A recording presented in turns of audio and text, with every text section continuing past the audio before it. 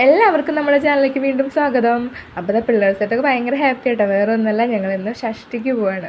അപ്പോൾ ഇത് ഇന്നലെ എടുത്ത വീഡിയോ കേട്ടോ. അപ്പോൾ ഷഷ്ടി എല്ലാവർക്കും അറിയാമല്ലോ, ഇന്നലെ അല്ല തിങ്കളാഴ്ച ആയിരുന്നു. പക്ഷേ നല്ല മഴ കാരണം ഞങ്ങളുടെ പറമ്പന്തലിലെ അമ്പലത്തിലത്തെ ഷഷ്ടിയുടെ പരിപാടികളൊക്കെ കാവടിയൊക്കെ ഞായറാഴ്ചത്തേക്ക് മാറ്റി വെച്ചു കേട്ടോ. അപ്പോൾ അതാണ് കാണാൻ പോകാനുള്ള ഹാപ്പിയിലാണ് ഞങ്ങളെല്ലാവരും. അപ്പോൾ അത് ചേച്ചി ഫുഡ് കഴിക്കുന്നുണ്ട്.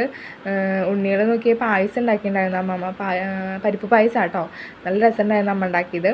അപ്പോൾ അതൊക്കെ കുടിച്ച് ചെറിയ ആളത്തെ ഷൂ ഒക്കെ ഇട്ട് പോവാ അമ്മ എന്ന് പറഞ്ഞ് നിൽക്കുകയാണ്. അപ്പോൾ രണ്ട് വണ്ടിമേലായിട്ട് പോകാമെന്ന് വെച്ചു. ചേച്ചിയുടെ വണ്ടിമേലും ചേച്ചിയുടെ ചേട്ടൻ്റെ ഒപ്പം പോകാമെന്നാണ് വെച്ചത്. അങ്ങനെ എല്ലാവരും ഒരുങ്ങി ഞങ്ങളിതാ പോകാനായി റെഡി ആയിട്ടോ.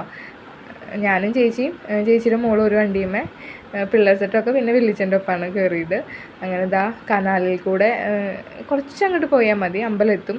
അപ്പോൾ ഇവിടെയാണ് ഞാൻ +2 വരെ പഠിച്ചത്. അപ്പോൾ ഞാൻ പിള്ളേഴ്സിനോട് പറയായിരുന്നു, എൻ്റെ മോളോടും ചേച്ചിയുടെ മക്കളോടും പറയായിരുന്നു ഞാൻ പഠിച്ച സ്കൂളാണെന്നൊക്കെ പറഞ്ഞ് ഭയങ്കര നൊസ്റ്റാൾജിക് ഫീൽ തന്നെയാണ്.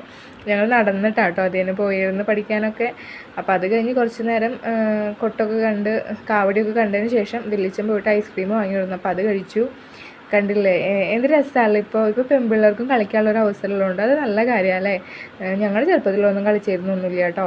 ഇപ്പോൾ കുട്ടികൾക്കും കളിക്കാം, അത് വലിയൊരു കാര്യം തന്നെയാണ്. ആൺപിള്ളേരും പെൺപിള്ളേരും ഒന്നും വ്യത്യാസമില്ലാണ്ട് എല്ലാവരും കളിക്കുന്നുണ്ട്.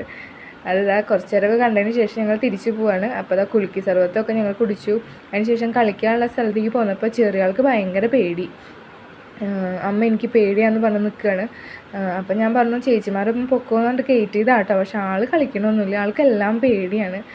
ഞാൻ പറഞ്ഞതെന്ന് വെച്ചാൽ ഉണ്ണി കൊടുന്നോ എന്ന് പറഞ്ഞിട്ട് കുറച്ച് കഴിഞ്ഞപ്പോഴേക്കും കൊടുന്നു തന്നു. അവൾക്ക് ഇങ്ങനത്തെയൊക്കെ ഭയങ്കര എന്താണെന്നറിയില്ല, പേടിയാണ്. അപ്പം ഇന്ന് അത്രേ ഉള്ളൂ.